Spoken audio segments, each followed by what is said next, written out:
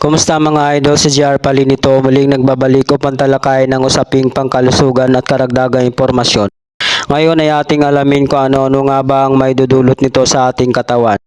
Ang okra o ladyfingers ay isang uri ng gulay na may maraming health benefits dahil sa angkin nito ang mga nutrients at antioxidants na nakakatulong sa ating kalusugan. Narito ang mga benepisyo sa kalusugan ng okra sa pang-araw-araw nating buhay. Isang paalala, mag-ingat lamang at huwag lumabis dahil ang lahat ng sobra ay nakakasama. Maging mapanuri sa paggamit kung anong klaseng herbal ang nararapat sa sakit. Ngunit ang mga halamang gamot ay sadyang natural at mainam na panggamot sa maraming sakit. Ang okra ay mayaman sa mga bitamina at minerals at nagsisilbing antioxidants na prioridad sa ating kalusugan tulad ng calcium, magnesium, zinc, iron at potassium. Pangkontrol ng diabetes. Ang okra ay naglalaman ng fiber